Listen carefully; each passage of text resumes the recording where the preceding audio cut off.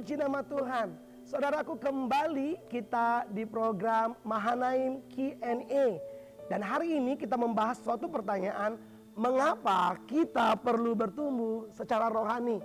Suatu pertanyaan yang sederhana, tetapi pertanyaan ini sebenarnya sangat penting untuk kita renungkan. Ya saudaraku, mengapa kita perlu bertumbuh secara rohani? Sebelum kita membahas ini, saya mengajak saudara dulu mengerti tentang pertumbuhan jasmani dulu. Tentang pertumbuhan jasmani, seorang ibu saja ketika dia melahirkan seorang anak, dan anak itu mengalami pertumbuhan, ibu sangat bersuka cita.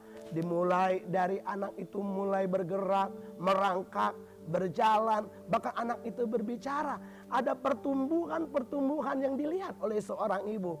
Dan ibu ini sangat bahagia ketika ada melihat perubahan-perubahan yang sangat baik. Bahkan sampai anak itu berjalan hingga ke dewasa. Begitu juga dengan seorang petani, saudaraku. Petani ketika dia menanam suatu benih, yang diharapkan seorang petani, benih itu bertumbuh. Benih itu semakin berbuah, saudaraku, semakin baik. Dan seorang petani sangat berharap sekali apa yang dia tanam itu mengalami pertumbuhan dan mengalami buah yang lebat. Begitu juga dengan seorang ibu. Pasti seorang ibu akan melihat suatu kebahagiaan tentang pertumbuhan dari seorang anaknya. Dan hari ini kita bahas tentang pertumbuhan rohani. Nah, kehidupan kekristenan dimulai dari iman. Tetapi tidak berhenti di situ. Setelah kita diselamatkan, orang Kristen bertumbuh dan berbuah dalam pengenalan akan Kristus Yesus Tuhan kita. Kita buka dalam Filipi pasal yang kedua ayat 12. Hai saudara-saudaraku yang kekasih, kamu senantiasa taat. Karena itu tetaplah kerjakan keselamatanmu dengan takut dan gentar. Bukan saja seperti waktu aku masih hadir, tetapi terlebih pula sekarang pada waktu aku tidak hadir. Suatu surat yang disampaikan Rasul Paulus, dan kerinduan Rasul Paulus melalui firman ini kepada jemaat di Filipi, yaitu tetap kerjakan keselamatanmu. Artinya orang Kristen tidak boleh berhenti hanya sebatas percaya dan diselamatkan, tetapi kerjakan itu mengalami pertumbuhan secara rohani di dalam Tuhan. Jadi mengapa kita perlu bertumbuh? Yang pertama, karena pertumbuhan itu harus. Perhatikan di sini. Karena pertumbuhan itu adalah harus. Nah, saudaraku, mengapa harus di sini? Karena itu adalah keinginan dari Tuhan. Dengan kita menerima keselamatan, kita tidak hanya berhenti apa adanya kita. Yesus menerima kita apa adanya, betul? Tetapi ketika kita sudah di dalam Yesus, Yesus tidak mau kita hidup dengan apa adanya. Tetapi harus ada peningkatan kerohanian. Dari apa adanya saat Yesus menerima kita, di situ kita mulai meningkat dalam pengiringan kita kepada Yesus. Pertumbuhan rohani itu proses seseorang menjadi semakin serupa dengan Yesus Kristus. Efesus pasal 12 ayat yang ke-16 dikatakan seperti ini. Ayat 12 sampai 16, untuk memperlengkapi orang-orang kudus bagi pekerjaan pelayanan, bagi pembangunan tubuh Kristus, sampai kita semua telah mencapai kesatuan iman dan pengetahuan yang benar tentang anak Allah, kedewasaan penuh dan tingkat pertumbuhan yang sesuai dengan kepenuhan Kristus. Sehingga kita bukan lagi anak-anak yang diombang-ambingkan oleh rupa angin pengajaran, oleh permainan palsu manusia dalam kelicikan mereka yang mensesatkan. Tetapi dengan teguh berpegang kepada kebenaran, di dalam kasih kita bertumbuh di dalam segala hal ke arah Dia, Kristus yang adalah kepala. Jadi tentunya di poin pertama ini harus, karena Kristus rindu kita bertumbuh ke arah Kristus, ke arah Dia yang adalah kepala. Mengalami kedewasaan penuh, tingkat pertumbuhan sesuai dengan kepenuhan Kristus. Ketika kita menempatkan iman kita kepada Yesus, maka Roh Kudus mulai memproses, menjadikan kita semakin serupa dengan Yesus, menjadikan kita sama dengan gambarnya. Bukan hanya itu saudaraku, Tuhan menyediakan segala sesuatu yang diperlukan agar orang-orang yang diselamatkan ini memperoleh pertumbuhan dan berbuah dalam kebenaran.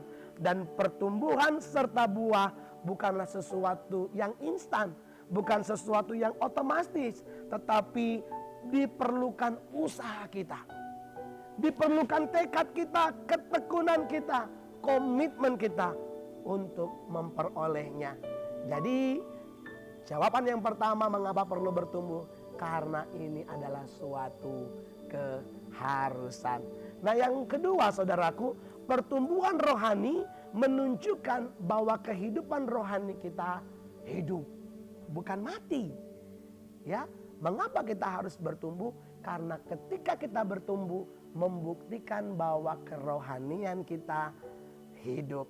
Ketika kita bertumbuh maka kehidupan rohani kita dapat dikatakan hidup, bukan mati. Ada banyak orang Kristen yang terlihat aktif dalam segala kegiatan gereja. Mereka bergerak melakukan ini, melakukan itu. Tetapi kehidupan kerohaniannya mati. Karena segala sesuatu yang mereka lakukan hanya sebatas rutinitas. Hanya sebatas ingin mencari pujian. Hanya sebatas ingin menonjolkan diri. Sehingga apa? Kelihatan aktif, kelihatan melayani, kelihatan bergerak, lakukan ini, lakukan itu. Tetapi hakikatnya mereka mati secara rohani. Itu sebabnya penting sekali kita bertumbuh supaya di hadapan Tuhan Kristen kita, Kristen yang hidup. Mana ada pohon dikatakan bertumbuh tetapi tidak ada mengalami perubahan. Bagaimana mungkin kita bilang tumbuhan dikatakan hidup jika ia tidak berbuah dan berdaun? Itu sebabnya nyatakanlah kekristenan kita, kekristenan yang hidup dengan cara hidup kita, dengan pertumbuhan dan berbuah dalam kehidupan kita. Dikatakan mengapa kita perlu bertumbuh, di situ kita akan terlihat hidup. Yang ketiga, mengapa kita perlu bertumbuh secara rohani? Karena bertumbuh dan berbuah menghindarkan kita dari bahaya kesesatan. Wow, hati-hati dengan segala kesesatan di akhir zaman. Di akhir zaman ini muncul terang-terangan, terbuka saudaraku, akan ada nabi-nabi palsu. Akan ada hamba-hamba Tuhan palsu yang menyesatkan, yang terlihat melakukan suatu mujizat. Ya, yang terlihat melakukan hal-hal spektakuler saudaraku. Tetapi itu menyesatkan. Dan ini perlu sekali sebagai anak Tuhan supaya kita tidak terjerumus, supaya kita tidak disesatkan. Kita perlu bertumbuh. Nah saudaraku, di dalam 2 Petrus pasal yang kedua ayat 1-2 saya akan bacakan. Sebagaimana nabi-nabi palsu dahulu tampil di tengah-tengah umat Allah, demikian pula di antara kamu akan ada guru-guru palsu. Mereka akan memasukkan apa? Pengajaran-pengajaran sesat yang membinasakan. Bahkan mereka akan menyangkal penguasa yang telah menebus mereka, dan dengan jalan demikian segera mendatangkan kebinasaan atas diri mereka. Banyak orang akan mengikuti cara hidup mereka yang dikuasai hawa nafsu, dan karena mereka jalan kebenaran akan dihujat. Wow, hati-hati. Sekali lagi saya sampaikan, hati-hati. Kalau kita tidak mengalami pertumbuhan, maka gampang disesatkan. Itu sebabnya mari perlu sekali hidup kekristenan kita bertumbuh secara rohani. Ketika kita bertumbuh secara rohani, kita tidak mengejar tentang mujizat, kita tidak mengejar tentang sesuatu hal yang ajaib dan luar biasa, tetapi kita mengejar kehendak Tuhan, pertumbuhan di dalam Tuhan. Hidup kita menjadi seperti Yesus. Saudara ingat arti Kristen? Pengikut Kristus, mengikuti Kristus secara presisis. Di mana jejak yang Yesus tinggalkan, itu yang kita lakukan. Dan yang terakhir, mengapa kita perlu bertumbuh secara rohani? Bertumbuh dan berbuah adalah cara kita memuliakan Allah. Ada banyak orang melakukan cara, bagaimana sih untuk kita memuliakan nama Tuhan? Ya, ada yang menyerahkan hartanya, ada yang melayani, memberikan korban.